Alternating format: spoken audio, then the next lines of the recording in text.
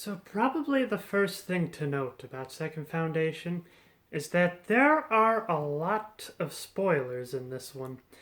So I think the best course of action is if you don't want anything to be spoiled, you better read it first and then come back.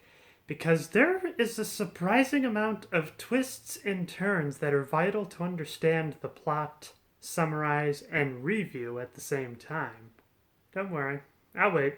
I'll be here when you get back. But for those that have read it, or those that aren't afraid of spoilers, let's jump right into this, shall we?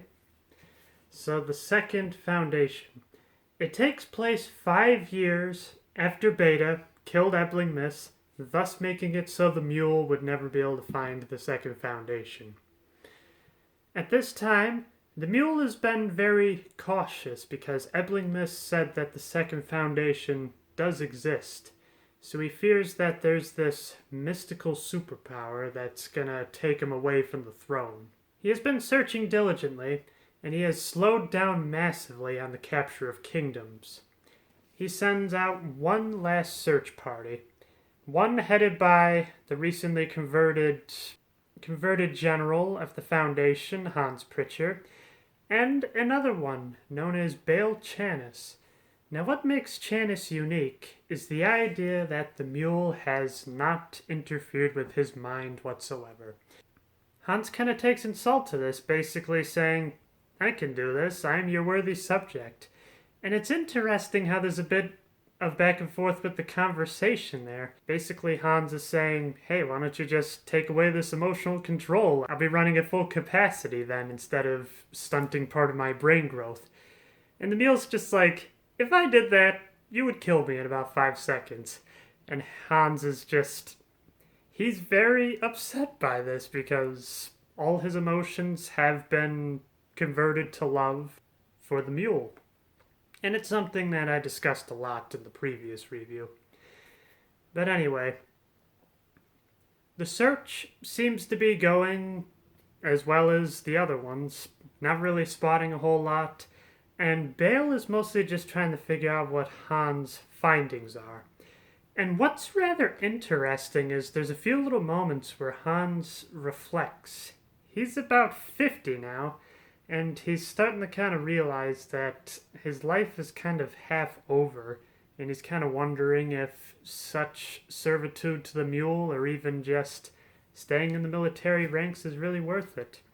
Of course, he curses himself for hearing such treasonous thoughts, but at the same time, these are things that are not going away either. It is actually Bale that comes up with a very interesting theory. So, all that is really known about the location of the Second Foundation is that it is at the other end of the galaxy. Bale thinks that it could be possibly this one planet that he stumbled upon by accident. It's a rather mysterious one, as about 10 planets of the nearby system have been taken over already, but yet they never really expanded, which leads Bale to believe that this has to be the Second Foundation, because their might is in the power of the mind, not the power of technology, not in the power of weapons or ships or anything like that. So the idea of being able to gain control more than that would require a lot more brain capacity or a lot more weapons than the Second Foundation would be able to get. They land on this planet, and it is very much described as if it was Siberia. It's a barren wasteland with very few people. Representatives come from the big planet that is assumed to be the Second Foundation.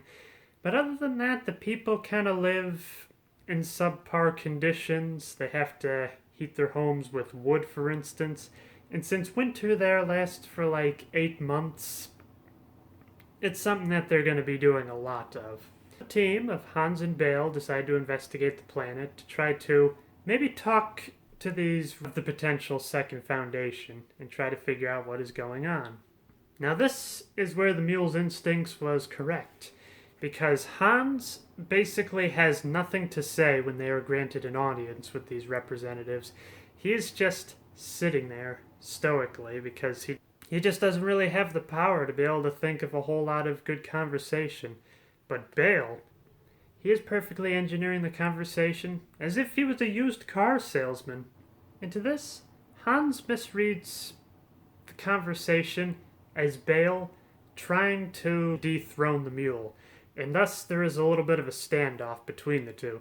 To which Bale is just like, what is wrong with you? I'm trying to figure out where the second foundation is. Just because I'm not doing it exactly by your rules doesn't mean it's wrong in any way. And that's maybe another thing to mention as well. I do love the idea of the back and forth. You got the book smart and you got the street smart. And I think that's what makes the team very effective. A storytelling position, but also makes sense in terms of the mule being able to get two different expertise and thus more ground to cover. But there's a lot of back and forth between the two, as Hans basically has Bale right at gunpoint. This is when, of all people, the mule breaks through the front door. And it is here the conversation goes a little further. It appears that the mule basically ransacked the main planet that's thought to be the second foundation, and thus plans to destroy this planet. It is here that Bale reveals that he is actually an agent of the second foundation. The plan was to lead him off the trail to attack the main planet, but the planet that they are on now is actually the real second foundation. However, the mule doesn't really have a whole lot of mind-reading abilities, but is able to pick up on this right away, and thus orders an extinction of this planet as well. It is then that Bale uses his second foundation powers to release Hans of the emotional control that the mule had on him. With this distraction, the mule is not able to concentrate his full mental firepower on Bale. There's a lot of back and forth, a little bit of even negotiating, but in the end it looks like Bale is starting to fade and the mule is starting to get the upper hand. That is when another person comes through the door. Another representative of the second foundation. With the mule being distracted by Bale, this agent of the second foundation is able to get into the mule's mind and thus get rid of any motivation that he had to be able to conquer these planets or to find the second foundation. And thus, the battle is over, and the mule probably lives like another 5 years or so. He was born very sickly, and the only real advantage he ever had was the ability to read and then manipulate people's emotions. It is here that the two agents start to talk back and forth. So it appears that Bale had actually been mentally reconstructed already, but by the second foundation. The location of the real second foundation had been replaced in his memory as this desolate Siberian planet. However, the real one is somewhere else. The two members of the second foundation leave. They are slowly able to recuperate. We then jump to the second story. Much like how the last book had a limited number of stories, this one only has 2. The second one, we focus in on the granddaughter of Beta. Her name is Arcadia. She lives in the first foundation with her father. The mother unfortunately never made it. What's rather unique is the idea that she was born on Trantor, the same planet where Beta was able to put a gigantic stop to the mule's plans. The idea of knowing this kind of gives her a bit more confidence to some of the other students. However, the father has to keep coming in to basically humble her, to basically say, yes, your grandmother did amazing things, but that was her. This is you. It seemed like just a regular school night when all of a sudden she gets a very odd visitor at her window.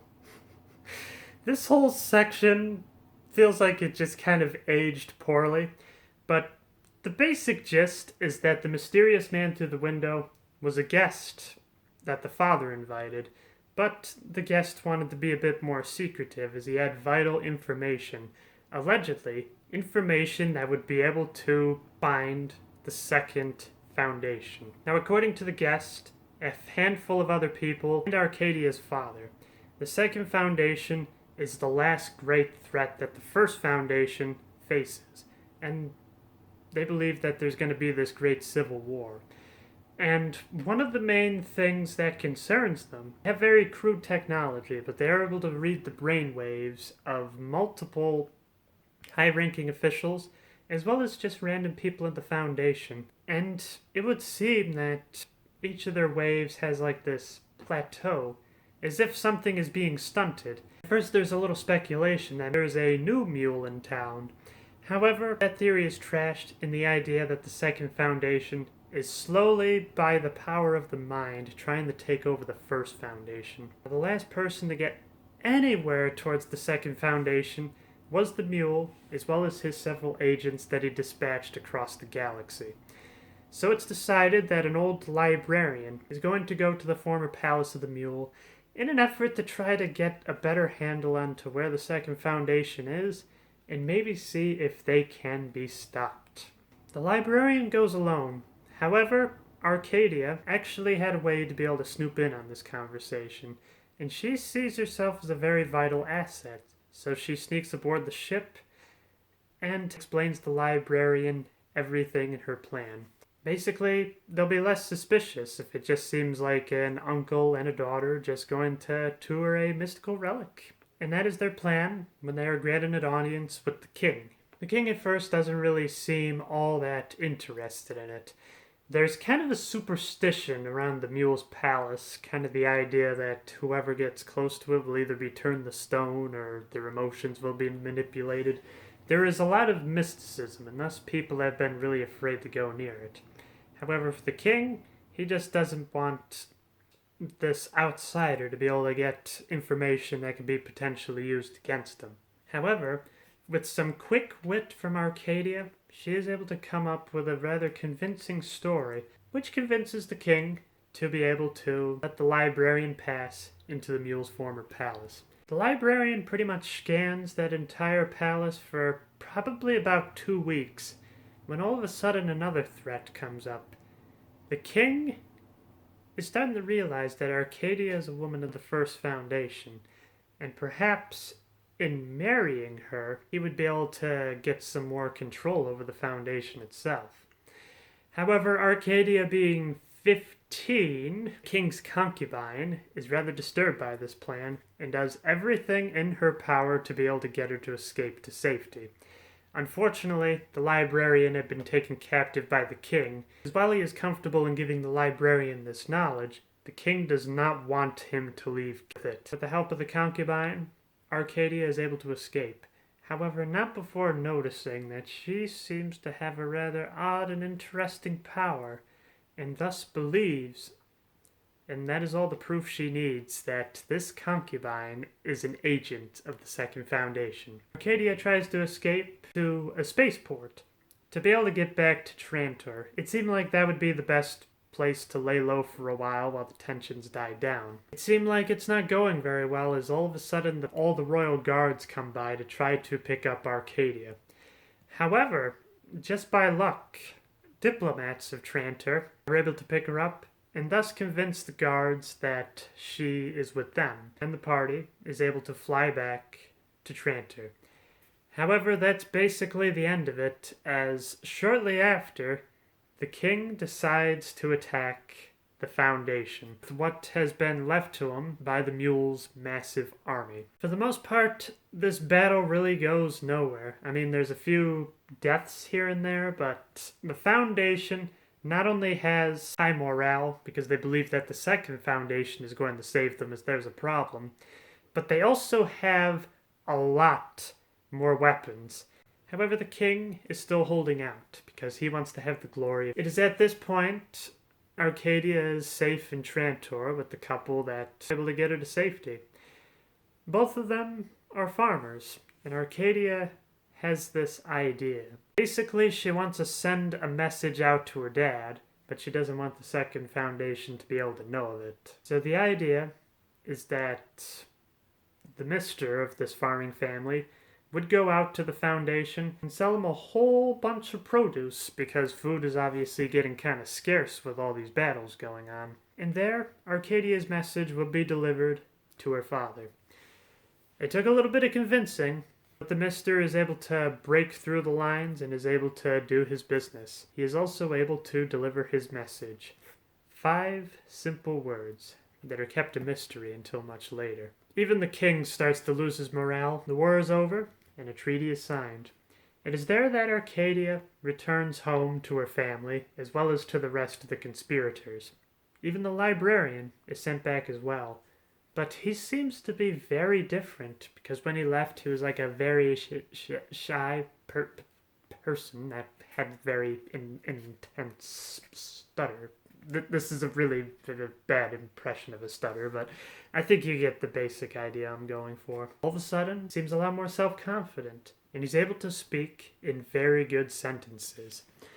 The conspirators see this as he must have been tampered with by the Second Foundation, and so they run a brain scan on him, and sure enough, brain readings have been stunted just like all the others before. It is here that Arcadia's father reveals a gadget as well as what Arcadia's message is. So the basic idea is that the galaxy is a giant round circle.